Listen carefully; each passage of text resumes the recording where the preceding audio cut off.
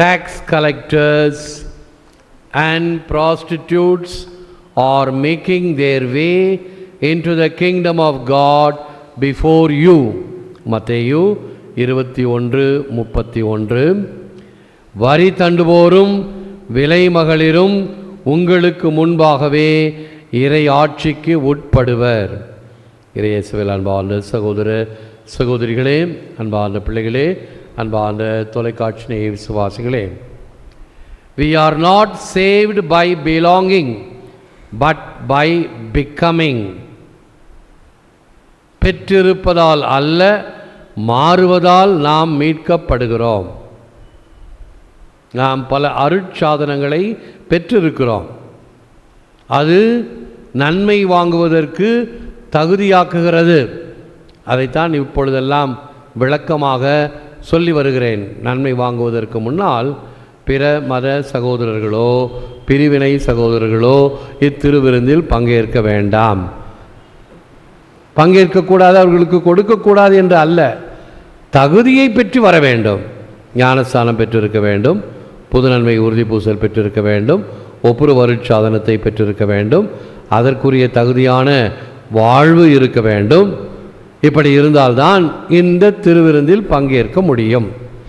அதைத்தான் செம்மறியின் விருந்துக்கு அழைக்க பெற்றவர் பேறு பெற்றோர் என்று சொல்லப்படுகிறதே தவிர எல்லாருக்கும் கொடுத்துருக்கு ஆகவே நானும் வருகிறேன் பேர் வழி என்று அல்ல. நேற்று ஒரு அம்மா சாயங்கால பூசையில் நன்மை வாங்க வந்தாங்க. முக்காடு இல்லை, கிறிஸ்துவின் சரீரம்னு சொல்லும்போது ஆமேன்னு சொல்லலை, வாயை பர்ஸு புழக்கிற மாதிரி பிறந்தாங்க. அதில் கண்டுபிடிச்சிக்கலாம் இவங்க கத்தோலிக்க கிறிஸ்தவங்களில். ஏன்னாம்மா நீ கிறிஸ்துவா இந்துவா அப்படின்னு கேட்டால் கிறிஸ்துவந்தான் அப்படின்னு சொல்லிச்சு. அப்படின்னா ஆமேன்னு சொல்லுமா, முக்காடு போடலை, அதுக்குரிய தகுதியை காணோமே. சரி ஆமேன்னு சொல்லிச்சு, நன்மை வாங்கிட்டு போச்சு. அதனுடைய மீட்பை பொறுத்தது. கடவுள் அதை ஏற்றுக்கொள்கிறாரா இல்லையா அது வேறு காரியம். அந்த தகுதி, குறைந்தபட்ச தகுதி இருக்கணும். இன்னொரு மனிதர் வந்தார், அவரும் அதே போல் வாயை பிறந்தார். என்னப்பா நீ கேட்டேன், நீ இந்துவா கிறிஸ்துவா? இந்து தான். சரி இது வாங்கக்கூடாது, திருப்பலி முடிஞ்ச பிறகு தீர்த்தம் தெளிப்பேன், அந்த தீர்த்தத்தை வாங்கிக்கிங்க என்று தன்மையாக சொன்னேன். சரி என்று தலையாட்டிட்டு போனார். ஆகவே நான் ஞானஸ்தானம் பெற்றிருக்கிறேன், எனக்கு நன்மை வேண்டும் என்று, அது it is not by right. பெற்றிருப்பதால் அல்ல, மாறுவதால் நாம் மீட்கப்படுகிறோம். நான் அதற்கு தகுந்தாற்போல் என்னை மாற்றிக்கொள்ள வேண்டும்.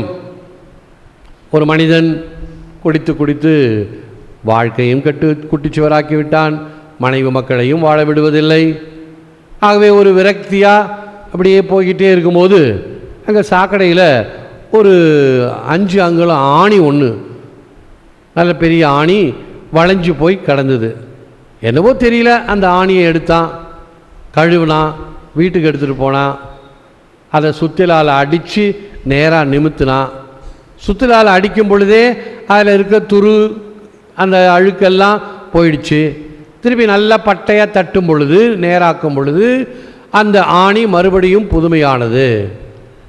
உடனே அவனுக்குள் ஒரு எண்ணம், என்னுடைய வாழ்வும் இந்த கோணலான ஆணியை போன்று, சாக்கடையில் கிடந்த ஆணியை போன்று, துருப்பிடித்த ஆணியை போன்று இருக்கிறது. இதை எப்படி நான் சரி செய்தேனோ, மறுபடியும் இந்த ஆணி நல்ல நிலைக்கு வந்திருக்கிறதோ அப்படி என் வாழ்வையும் மாற்றுவேன் என்ற எண்ணம் அவனை மாற்றியது. பெற்றிருப்பதால் அல்ல, மாறுவதால் மீட்கப்படுகிறோம். There is no such thing as being a Christian. There is only becoming a Christian. Soren Kierkegaard. கிறிஸ்துவனாக இருப்பது அல்ல, கிறிஸ்துவனாக மாறுதலே தேவை. கிறிஸ்துவனாக இருப்பதுன்னா என்ன? பேரு கிறிஸ்துவ பேராக இருக்கும், ஞானஸ்தானம் கொடுத்துருப்பாங்க, கோயில் குளத்துக்கு போகிறது கிடையாது, எந்த விதமான திருச்சபை கட்டளைகளை கடைபிடிப்பது கிடையாது. அவன் கிறிஸ்துவனா? இல்லை, பேரளவு கிறிஸ்டியன். நான் கிராமத்து பங்கில் இருக்கும்போது ஒருத்தர் வந்தார், இப்படி தான், ஃபாதர் எனக்கு ஒரு சர்டிஃபிகேட் வேணும். என்ன சர்டிஃபிகேட் வேணும்? நான் கிறிஸ்துவன் இல்லை அப்படின்னு ஒரு சர்டிஃபிகேட் கொடுங்க. எப்பா, இல்லைன்றவங்களுக்கு கொடுக்கறதுக்காக நான் அதிகாரி இல்லை. இருக்கிறவங்க கிறிஸ்தவங்களாக இருக்கிறாங்க, எப்போ பிறந்தாங்க, பிறந்த தேதி எங்ககிட்ட இருக்கும், ஞானஸ்தான ரெஜிஸ்டரில் எப்போ ஞானஸ்தானம் வாங்கினாங்க, புதுநன்மை உறுதி பூசல் வாங்கினாங்களா, திருமணம் பெற்றுக்கொண்டார்களா? இத்தகைய தகவல்களை கொடுப்பதற்குத்தான் நான் அதிகாரியாக இருக்கிறேனே தவிர இல்லைன்னு சொல்கிறதுக்கு இல்லை. இல்லைன்னு சொன்னால் லட்சக்கணக்கான பேர் கிறிஸ்தவர்களாக இல்லை, அவர்களுக்கெல்லாம் சர்டிஃபிகேட் கொடுத்துக்கிட்டு இருக்க முடியாது.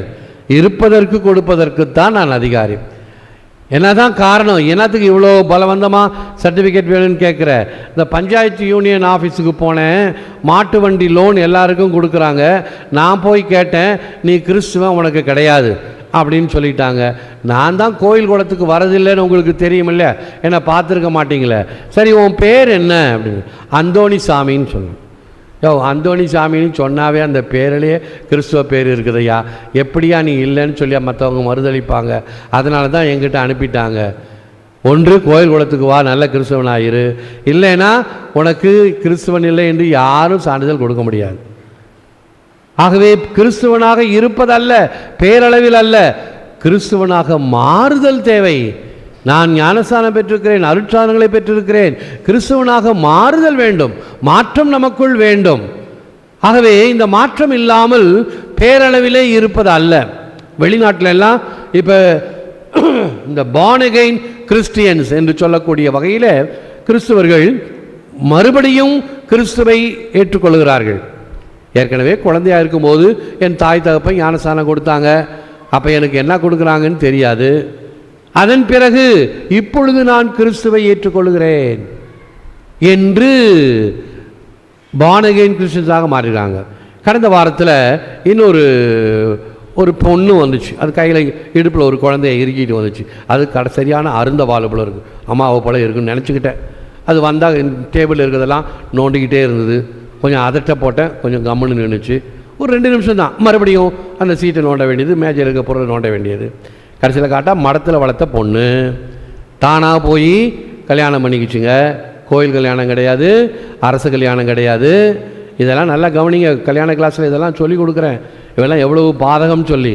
இப்போ கையில் ஒரு குழந்தை ஞானஸ்தானம் வேணும்னு கேட்டுச்சு, ஞானஸ்தானம் கொடுக்குறேன். நீ எங்கே ஞானஸ்தானம் வாங்கின? நான் இறையூரில் ஞானஸ்தானம் வாங்கினேன். சரி, இறையூர்லேருந்து ஞானஸ்தான பதிவு தருவிக்கணும். நான் 2 தடவை போய் கேட்டேன், இல்லைன்னு சொல்லிட்டாங்க. ஒருவேளை தேடுவதற்கு கொஞ்சம் கஷ்டப்பட்டுக்கிட்டு இல்லைன்னு சொல்லியிருப்பாங்க. ஒரு கடிதம் எழுது, அவங்களுக்கு நேரம் கொடு. இதுபோல் எனக்கு ஞானஸ்தான பதிவு தேவைப்படுகிறது, என்னுடைய திருமணத்தை நான் சரி செய்து கொள்ள வேண்டும். எங்கள் பங்கு தந்தை இப்போ தான் இங்கே வந்து அரியாங்குப்பத்தில் குடியேறியிருக்கிறேன். பங்கு தந்தைட்டு போகும்போது ஞானஸ்தான பதிவு கேட்டார். தயவுசெய்து தேடி எடுத்து கொடுங்க, நேரத்தை எடுத்துக்கோங்க, எப்போ நீங்கள் வர சொல்கிறீங்களோ அப்போ நான் வரேன் அப்படின்னு சொல்லி ஒரு ரிப்ளை லெட்டர் உள்ளே வச்சு அனுப்பு. அவங்களா பதில் எழுதுறது எதிர்பார்க்க முடியாது, பல வேலைகள் இருக்கலாம். அது வேணுங்கிறதுக்கு நான் உதவி செய்கிறேன் அப்படின்னு சொல்லி அனுப்பினேன். அந்த நேரம் அதுக்குள்ளார எனக்கு மாலை பூசைக்கு நேரம் ஆயிடுச்சு. இதெல்லாம் தயார் பண்ணு, இல்லைன்னா ஒன்று செய். முதல்ல ஒரு ஃபார்ம் கொடுத்து, நம்ம கம்ப்யூட்டர் ஃபார்ம் கொடுத்து அதில் எழுதுன்னு சொன்னேன். மேலோட்டமாக பேர் அவ்வளோதான், பிறந்த தேதி இதெல்லாம் ஒன்றும் கிடையாது, அப்பா அம்மா பேர் ஒன்றும் கிடையாது. இது எல்லாமா இது வந்து அள்ளி தெளித்த கோலம், எல்லாவற்றையும் சரியாக பூர்த்தி செய்து கொண்டு வா. உனக்கு உதவி செய்ய வேண்டும் என்றால் இவைகளை சரி செய்ய வேண்டும். நீ எங்கே போனாலும் இதை தான் கேட்பாங்க, கொஞ்சம் பிரயாசை பண்ணி செய். அடுத்த நாள் மறுபடியும் வந்துச்சு. சரி, நீங்கள் கேட்டிங்களே, இப்போ பிறந்த தேதியெல்லாம் எடுத்துகிட்டு வந்திருக்கிறேன். சரி, பிறந்த தேதியெல்லாம் கொடு. பிறந்த தேதியெல்லாம் எடுத்தான். பிறகு இந்த பாட்டிங்க சில சமயத்தில் கேட்கும், கொஞ்சம் சுண்ணாம்பு கூட அப்படின்வாங்க. சுண்ணாம்பு கொடுனோடனே அந்த சுண்ணாம்பு வச்சுக்கிறது கொஞ்சம் வெத்தலை கூட அப்படின்வாங்க. அப்போ வெத்தலையில் வச்சு சுண்ணாம்பு கொடுக்கணும். அதோட கொஞ்சம் பாக்கும் கொடுக்கணும். கொஞ்சம் ஒரு புகலைக்கட்டை இருந்தாலும் கூட புகையிலையும் கொடுக்கணும். எல்லாம் ஓசிலேயே இப்படி மங்களம் பாடணும். அந்த பொண்ணு அப்படி தான் வந்துச்சு.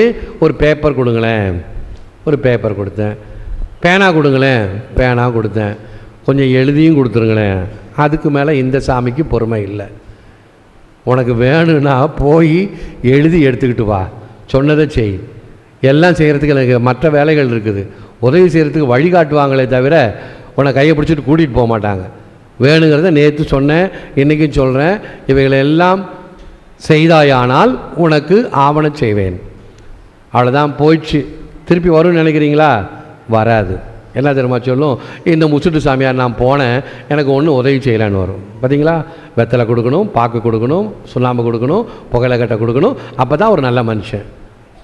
நாம செய்ய முடியாது. ஆகவே செய்தாயானால் உனக்கு வேண்டியது, தலைவலிக்கு மருந்து நீ தான் சாப்பிடணும், வயிற்று வலிக்கு மருந்து நீ தான் சாப்பிடணும், மற்றவங்கள அல்ல. கடைசியில் என்ன அர்த்தம்?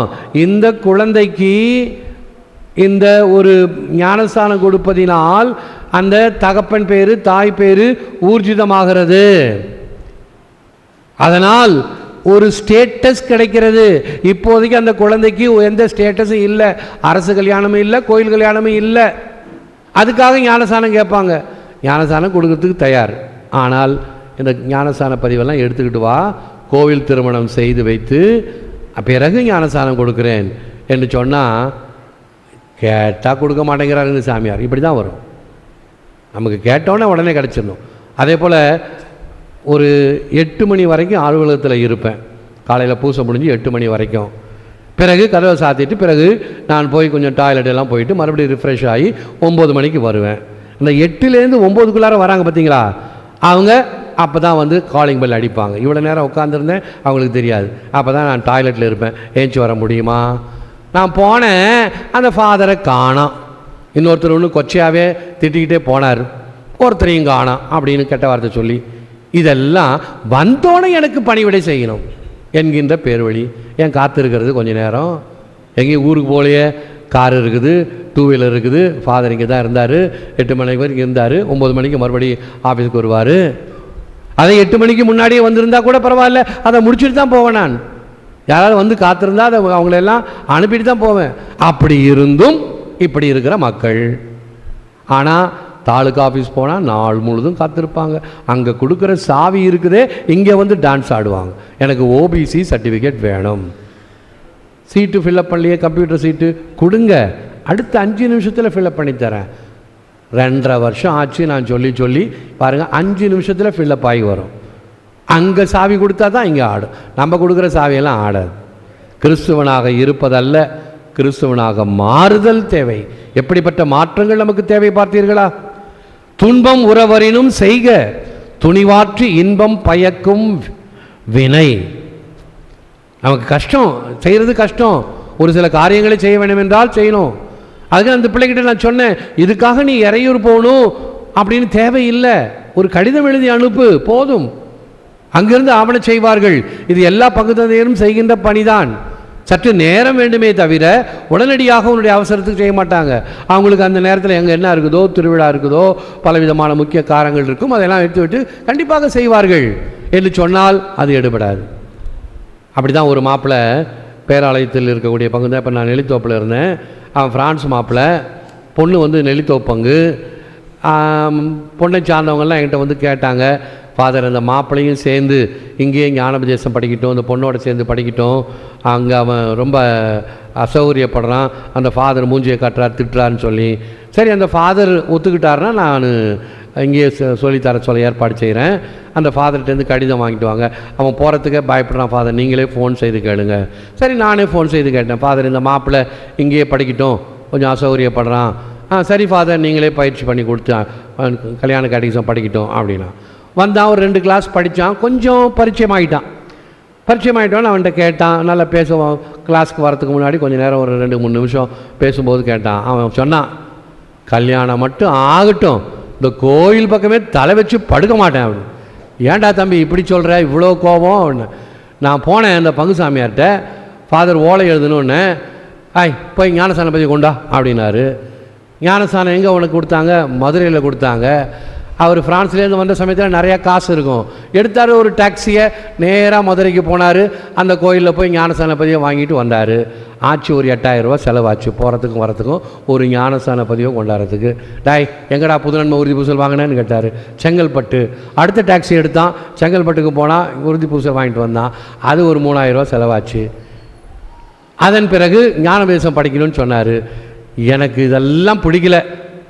இல்லைப்பா, இதெல்லாம் செய்யணும், செய்கிறதுக்கு வழிமுறை இருக்குது. உன்னை யார் மதுரைக்கு போக சொன்னது? மதுரைக்கு போக சொன்னார் அவர். மதுரையிலேருந்து சர்டிஃபிகேட் வேணும்னு கேட்டார். ஒன்று உன்னுடைய சொந்தக்காரங்க அங்கே இருந்தால் எழுதி கேட்டு வாங்கலாம், இல்லை கடிதம் எழுதி இப்படி வாங்கலாம். இதெல்லாம் அந்த ஃபாதர் எனக்கு சொல்லியிருக்கலாம் அல்லவா? ஆமாம், நீ நேரங்கட்ட நேரத்தில் போய் கேட்டியே என்னவோ, அவர் இருக்கிற கோபத்தில் சொல்லியிருப்பார். கொஞ்சம் புதுசாக போய் கேட்டு, இல்லை தெரிஞ்சவங்கள விவரம் தெரிஞ்சவங்களை விசாரிக்க சொல்லியிருப்பாங்களே. பிறகு இவங்களை எல்லாம் சொல்லி நீங்கள் தாருங்கள் என. எப்போ அணுகுமுறையில் போங்க. கடைசி நேரத்தில் தானே நீ போகிற, கல்யாணம் ஆகும்போது தானே வந்து கேட்குற, இதுக்கு முன்னாடியே தயார் பண்ணணும். இப்போ சமீபத்தில் ஒரு கல்யாணம் ஆச்சு. அந்த கல்யாணத்துக்கு 1 வருஷத்துக்கு முன்னாடியே தயார் பண்ணாங்க. அடுத்த வருஷம் லீவுக்கு வரும்போது மாப்பிள்ளைக்கு கல்யாணம், வேணுங்கிற ஓலைகள், என்னென்ன படிவங்கள் செய்ய வேண்டும், எல்லாம் தயாரிப்பு செய்ய வேண்டும். ஆகவே துன்பம் உறவரினும் செய்க, இவைகளை எல்லாம் கடினம் செயல்பாடுகள் செய்யணும். அந்த காலத்தில் சொல்லுவாங்க, ஒரு கல்யாணம் பண்ணணும்னா 7 செருப்பு தேயணும்னு. இப்போ கொஞ்சம் செருப்பு தேயறதுக்கே கஷ்டப்படுறோம். 7 செருப்பு தேயணுமா? அப்படி போகணும், வரணும், இங்கே போகணும், அலையணும், இவ்வளோ வேலைகள் ஒன்று. துன்பம் உறவரினும் செய்க, துணிவாற்றி இன்பம் பயக்கும் வினை, அப்பொழுதுதான் அது மகிழ்ச்சியை கொடுக்கும். இவருடைய காரியங்களை நாம் செய்யும் பொழுது என்பதும். இப்பொழுது பாருங்கள், நம்முடைய வார்த்தைகள் எப்படிப்பட்ட வார்த்தைகள். பொறுப்பற்ற ஒரு சொல் சச்சரவை ஏற்படுத்தும். குரூரமான ஒரு சொல் வாழ்வை சிதைக்கக்கூடும். கசப்பான ஒரு சொல் காழ்ப்புணர்வை ஏற்படுத்தும்.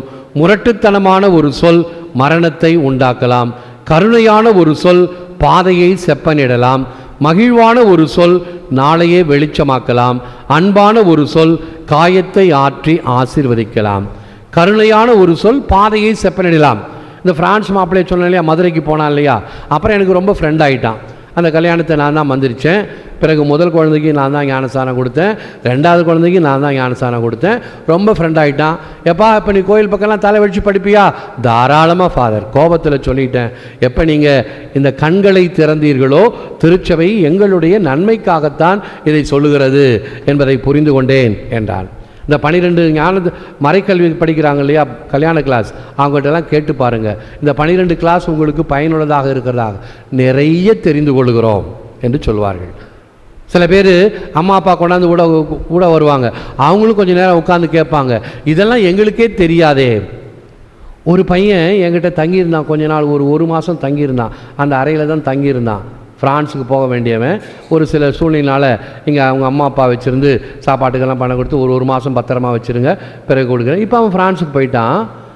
அவங்க அம்மா கிட்ட சொல்லியிருக்கிறான், நான் அங்கே ரூமில் தங்கியிருக்கும் போது பக்கத்தில் கிளாஸ் போய்கிட்டு இருந்துச்சு, அந்த கிளாஸில் இதை பற்றி சில கருத்துக்கள்லாம் கேட்டேன், நான் சிலதெல்லாம் நானே குறிப்பெடுத்து வச்சேன் அப்படின்னா அந்த குறிப்பெல்லாம் பார்த்தா அவங்க அம்மாவுக்கு ரொம்ப மகிழ்ச்சியாக இருக்குது. ஐயோ அந்த கிளாஸெல்லாம் நானும் பார்க்கணுமே, தயவுசெய்து அந்த சிடிக்கள் எல்லாம் எனக்கு அனுப்ப முடியுமா? சரி, நீங்கள் ஃப்ரான்ஸில் இருக்கிறதுனால அனுப்புகிறேன், இங்கே லோக்கலில் கேட்டால் யாருக்கும் கொடுக்க மாட்டேன், ஒருவேளை அவங்க கிளாஸ் வச்சு காசாக்குனாலும் ஆக்கிடுவாங்க, அது காப்பிரைட் நான் கொடுக்க மாட்டேன், உங்களுக்கு வேணால் அனுப்புகிறேன்னு. கேட்கின்ற போதே அவன் ரூமில் உட்காந்துட்டு கேட்குறான், சத்தத்தை மட்டும் கேட்குறான். எவ்வளவு கற்றுக்கொள்கிறோம், தெரிந்து கொள்கிறோம். ஆகவே இந்த திருமணத்தை பற்றி சொல்லப்படுகின்ற வார்த்தைகள், அறிவுரைகள். கருணையான ஒரு சொல் பாதையை செப்பனிடும். The one who professed did not perform, the one who performed did not profess. Who are you? The one who professed did not perform, the one who performed did not profess. Who are you? நம்புவதை செயல்படுத்தவில்லை, செயல்படுத்துவதை நம்புவதில்லை. நீ எந்த ரகம்? மகேஷ் என்பவரை பற்றி நான் அடிக்கடி அவ்வப்பொழுது சொல்வது உண்டு. பேராலயத்தில் இருக்கும் பொழுது அலுவலகத்திலேருந்து ஜன்னல் வழியாக பார்க்குறேன், ஒரு சிகப்பு பனியன் போட்ட இந்த மகேஷ். பிறகு தான் அவன் பேரை கேட்டுக்கிட்டேன். இப்படி ஓடுறான், கோயிலுக்கும் வெளியும் ஓடியாட்டான். என்ன நடக்குதுன்னு தெரியல, ஒரு பதட்டம். உடனே வாட்ச்மேன் சொல்கிறார், ஃபாதர், ஒரு வாலிப பெண் ஒன்று அப்படியே நுரத்தள்ளிக்கிட்டு கடைசி பெஞ்சில் உட்காந்துருக்குது, விஷம் குடிச்சிருக்கும் போல இருக்குதுன்னு. இந்த பையன் தான் ஓடியாந்து சோடா கொண்டாந்து கொடுத்து, அதுக்குள்ளார ஒரு ஆட்டோ ஒன்று வந்துருச்சு. நான் அப்போ தான் போகிறேன். அவன் சொல்கிறான், உடனடியாக ஆஸ்பத்திரிக்கு எடுத்துகிட்டு போகணும், அது பொம்பளை பிள்ளையாக இருக்குது, யாராவது பெண்கள் அதை தூக்கி ஆட்டோவில் உட்கார வச்சு கூட்டிகிட்டு வாங்க, நான் மோட்டர் சைக்கிளில் பின்னாடி வரேன், உதவி செய்கிறேன். எல்லாம் நிற்கிறாங்க.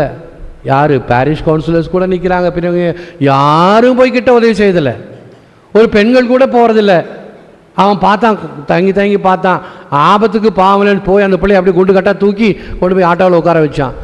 நான் மோட்டர் சைக்கிளில் வரணும், பக்கத்தில் உட்காந்து யாராவது வாங்க, நான் ஒரு பிள்ளையை பார்த்து, போமா நானும் பின்னாடியே வரேன், ஆபத்துக்கு உதவி செய்ப்போ. நான் சொன்னோன்னே ஒரு பிள்ளை முன் வந்து ஆட்டோ எடுத்துகிட்டு போனாங்க.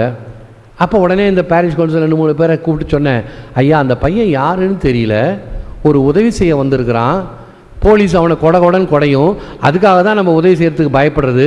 நீங்கள் ஒரு 4 பெரிய மனுஷங்க போய் இது போல் கோயில் இருந்தது, அவன் உதவி செய்ய வந்தான், அவனுக்கு இதுக்கு சம்மந்தம் இல்லை, ஒரு நல்ல சமாரித்தன் போல உதவி செய்தான் அப்படின்னு சொல்லுங்கன்னா, தயக்கம், மயக்கம், பயம். இதான் நம்மக்கிட்ட இருக்குது. யாரும் போகிறதுக்கு முன் வரல. அதுக்குள்ளார அந்த பையன் திருப்பி மோட்டர் சைக்கிளில் வந்துட்டான். நான் பாப்பா தம்பி என்ன சங்கதி, நான் போய் அட்மிட் பண்ணிட்டேன் ஃபாதர், ஐசியூவில் சேர்த்துட்டு இதில் இப்போ ட்ரிப்ஸ் ஏற்றிக்கிட்டு இருக்கிறாங்க, நான் திருப்பி வந்தேன். நீ யார் தம்பி, உன் பேர் என்ன? மகேஷ். நீ கிறிஸ்துவ பையனா? இல்லை, இந்து பையன். நீ ஏன் இந்த நேரத்தில் வந்த? ஒரு 10 மணி சுமாருக்கு கோவிலுக்கு வந்தியே. நான் தினம் கோவிலுக்கு 10 மணிக்கு வேலைக்கு போகிறதுக்கு முன்னாடி வந்து ஜெபிச்சுட்டு போவேன். அப்படியா? எது உன்னை தூண்டியது? நான் 2 வருடமாக இந்த சாலக்குடி தியானத்துக்கு போகிறேன். நான் ஞானஸ்தானம் வாங்காத கிறிஸ்துவன். ஞானஸ்தானம் வாங்கலை, ஆனால் கிறிஸ்துவை ஏற்றுக்கொண்டு இருக்கிறேன்.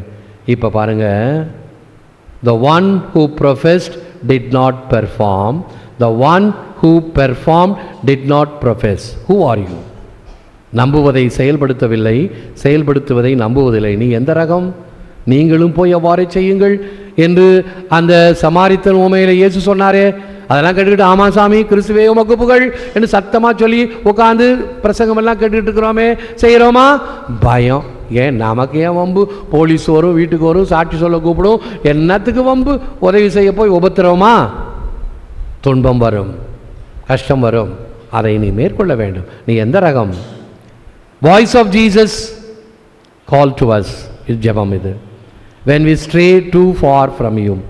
Eyes of Jesus smile upon us when we need encouragement. Hands of Jesus anoint us when we grow weak and weary. Arms of Jesus lift us up when we stumble and fall. Heart of Jesus help us love one another as you have loved us. இயேசுவின் குரலே, உம்மை விட்டு விலகிச் செல்லும்போது எம்மை அழைத்தருளும். இயேசுவின் புன்னகையே எமக்கு தெம்பூட்டும். இயேசுவின் கரமே எம் பலவீனத்திலும் சோர்விலும் எம்மை அர்ச்சித்தருளும். இயேசுவின் புயமே இடறி விழும்போது எம்மை தூக்கி எடுத்தருளும். இயேசுவின் திரு இதயமே, நீர் எம்மை அன்பு செய்தது போல நாங்களும் பிறரை அன்பு செய்ய வரமருளும். ஏற்று வரமருளும் இறைவா, காக்கும் கரங்களினால். ஆமேன், ஆமேன்.